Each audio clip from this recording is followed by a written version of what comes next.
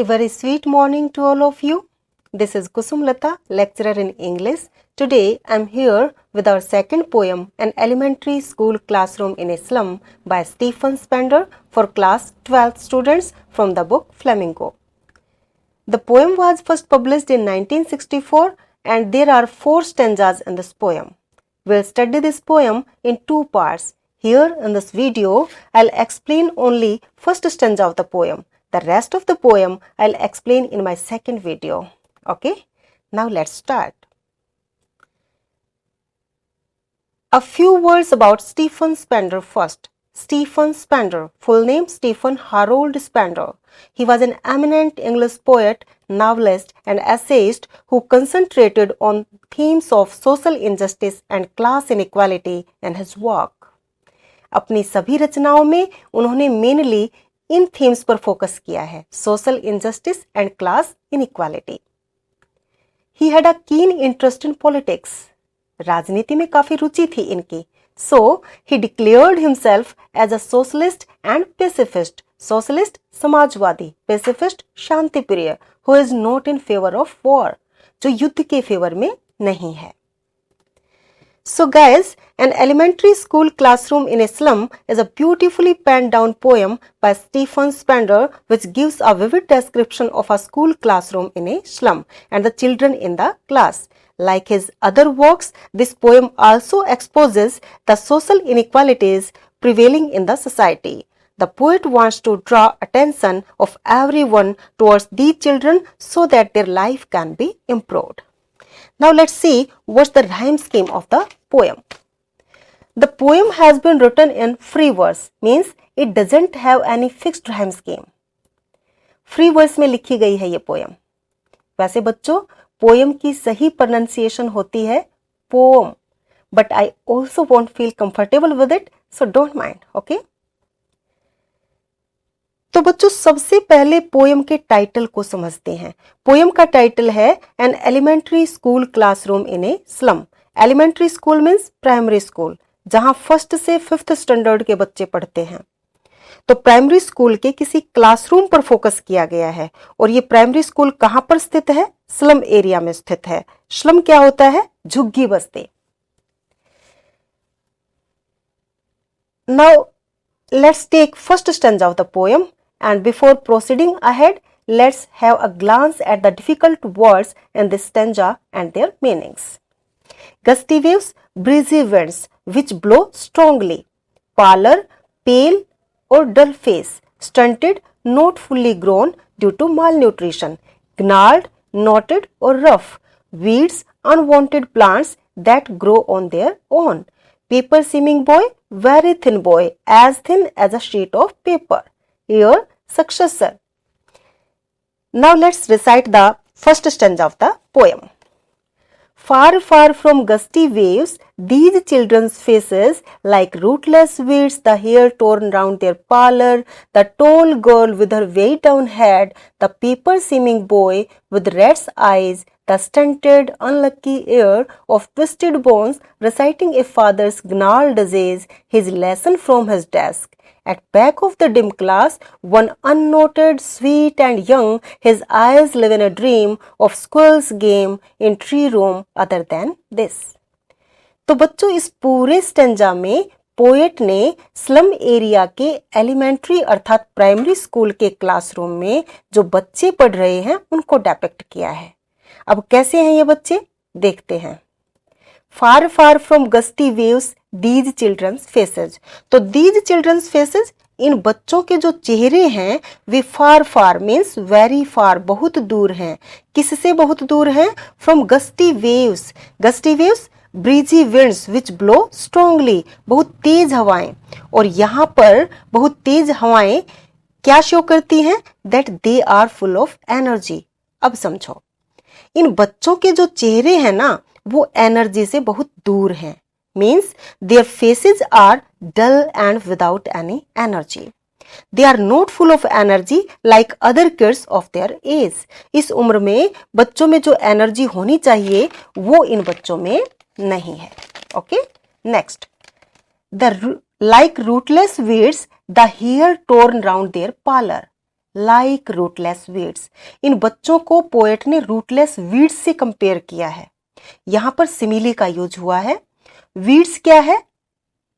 Unwanted plants that grow on their own, खरपतवार, फालतू का घास जो खेती के समय अपने आप उग जाता है और जिसको किसान उखाड़कर फेंकते हैं। तो देखो कितनी पैथेटिक सिचुएशन है इन बच्चों की। So here the poet wants to say that these children seem to be unwanted like the unwanted weeds which grow on their own in the fields. और ये weeds भी कैसे? रूटलेस, जड़ रहित। बच्चों, किसी भी प्लांट को न्यूरिशमेंट कहाँ से मिलती है? पोषण कहाँ से मिलता है? इसके रूट से। जब किसान वीड्स को उखाड़ कर फेंकता है तो ऑब्वियसली ये मुरझा जाते हैं और धीरे धीरे नष्ट हो जाते हैं। तो ये सिचुएशन है इन बच्चों की, मुरझाए हुए खरपतवारों की तरह हैं ये। Next, the hair torn round their parlour.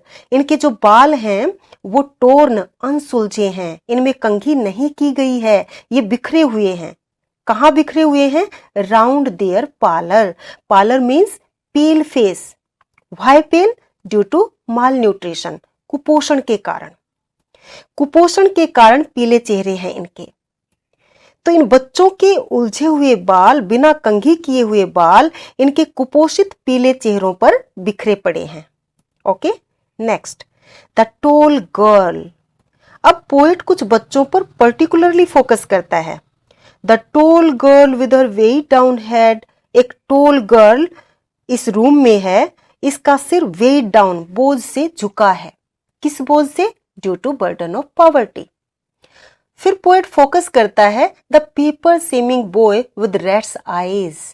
एक लड़का है और वो कैसा है? पेपर सेमिंग, मेटाफर यूज हुआ है यहां पर। तो पेपर जैसा, कागज जैसा means who is as lean and thin as a paper. कागज जैसा दुबला पतला है वो।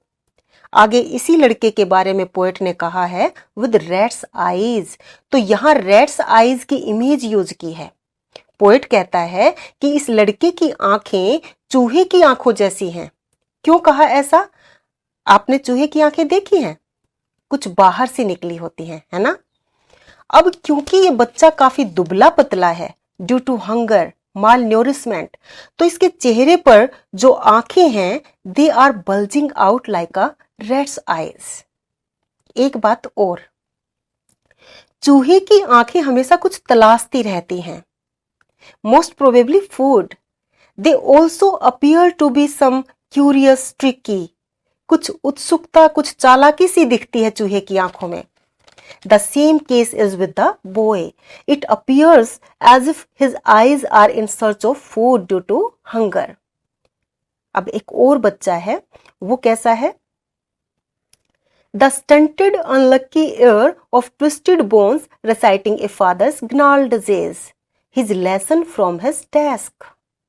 Stunted, not fully grown due to malnutrition. Unlucky heir, इस बच्चे को दुर्भाग्यशाली उत्तराधिकारी बताया है पोएट ने। किस चीज का उत्तराधिकारी है ये बच्चा? His father's gnarled disease, अपने पिता की गठिया की बीमारी का। Of twisted bones. बच्चों, feel the pathetic situation of the boy. उत्तराधिकार में संतान को अपने पिता से कोई प्रॉपर्टी आदि मिलती है, परंतु यहाँ this unlucky boy has inherited a disease from his father due to which he has a deformed body. Instead of getting any facility from his father he has received a disease in heritage. So sad.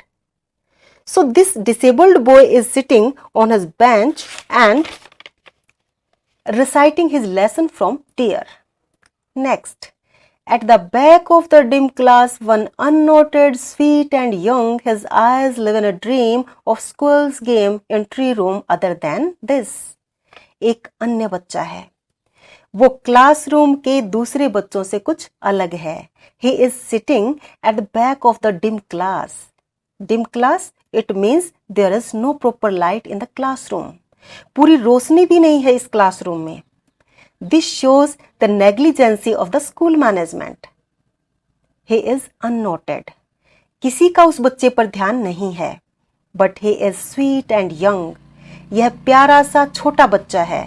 His eyes live in a dream, उसकी आंखों में सपने हैं। तो कैसे अलग है ये बच्चा और बच्चों से कि इसकी आंखों में सपने हैं। किस चीज के सपने हैं? Of squirrel's game in tree room, जो बाहर पेड़ में गिलहरी खेल रही है उसके खेल में इसका ध्यान है।